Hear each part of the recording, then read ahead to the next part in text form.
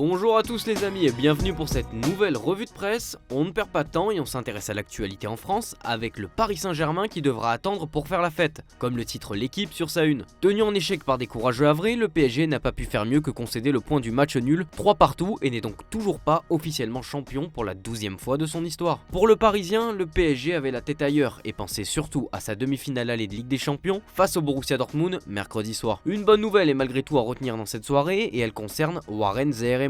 C'est désormais officiel, le Titi parisien a prolongé avec son club formateur jusqu'en 2029 comme annoncé par son club dans un communiqué. Mais selon RMC Sport, Zaïre-Emery aurait en réalité prolongé jusqu'en 2028 plus une année en option. Cela rappelle l'épisode de Mbappé prolongé jusqu'en 2025 à l'origine alors qu'en réalité c'était en 2024 plus une année en option. Dans le reste de la Ligue 1, c'est Nice et Jean-Claire Todibo qui font parler. Dans ses pages intérieures, l'équipe indique que le défenseur central français est courtisé par l'AC Milan, l'Atlético Madrid, Manchester United ou encore Tottenham. Nice espère en tirer 40 millions d'euros. On fonce maintenant en Italie où la Juventus et l'AC Milan se sont neutralisés sur le score de 0-0. Mais aux yeux de la Gazzetta dello Sport, c'est avant tout la situation de l'AC Milan et de Julian Lopetegui qui concentre les débats. Il est le premier choix pour remplacer Pioli sur le banc des Rossoneri la saison prochaine. Les dernières discussions avec le technicien espagnol ont été très positives. L'ancien entraîneur du FC Séville et du Real Madrid a mis tout le monde d'accord au club, d'Ibrahimovic à Furlani en passant par Moncada. Sur le plan financier, Lopetegui devrait recevoir 4 millions d'euros pour 3 saisons, mais il reste encore quelques étapes à franchir avant la conclusion. L'autre événement marquant de cette rencontre, c'est l'embrouille entre le buteur turinois Dusan Vlahovic et son entraîneur Massimiliano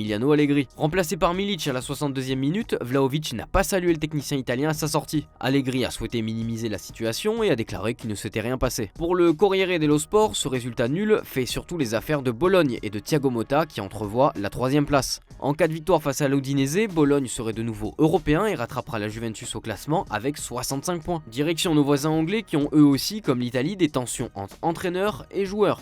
C'est ce que souligne le Sunday Express avec l'affaire entre Jürgen Klopp et Mohamed Salah lors du match nul face à West Ham hier, 2 partout. Le Daily Star de son côté donne un verdict de la bagarre entre les deux hommes. Le quotidien critique surtout l'Égyptien et son attitude complètement désintéressée. Son langage corporel boudeur et son expression faciale furieuse en disaient long sur son attitude. L'autre rencontre marquante hier soir, c'est le match nul de Manchester United face à Burnley à domicile, 1 partout. Le Manchester Evening relaie sur sa une le souhait de Ten Hag. Le technicien demande plus de temps. La décision de Ten Hag de remplacer Kobe Mainoo et Rasmus Højlund par Scott McTominay et Ahmad au milieu de seconde période, alors que le match était toujours nul, a été accueilli par une importante manifestation de mécontentement à Old Trafford. Ten Hag a souligné la jeunesse et l'inexpérience de son équipe, en particulier de Højlund, Mainoo et Garnacho, et a déclaré qu'il avait besoin de patience de la part des propriétaires et des supporters pour continuer à reconstruire l'équipe. En Espagne, Marca met à l'honneur Angel Correa, buteur hier et auteur d'une prestation de haute volée qui a permis à l'Atlético de Madrid de repartir avec une victoire face à Bilbao 3-1. Un succès précieux face à un adversaire direct qui permet à Simeone et ses hommes de conserver la 4e place avec 64 points et ainsi de distancer Bilbao 5e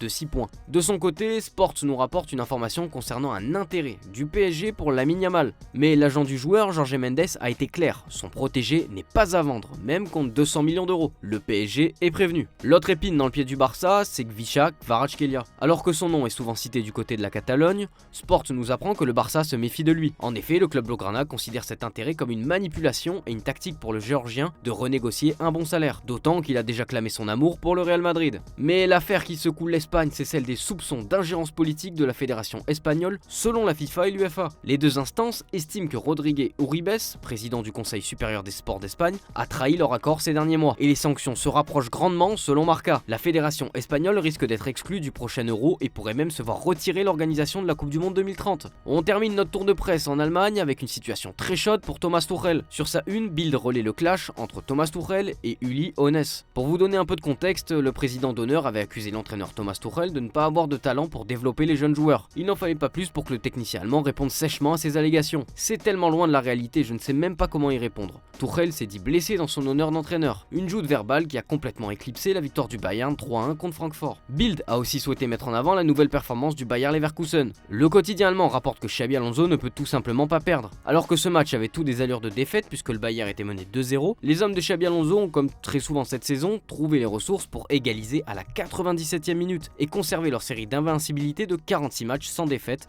toutes compétitions confondues. Un record toujours en cours. Voilà, c'est tout pour aujourd'hui, merci d'avoir suivi cette vidéo, bonne journée à tous et à demain pour de nouvelles vidéos sur Foot Mercato.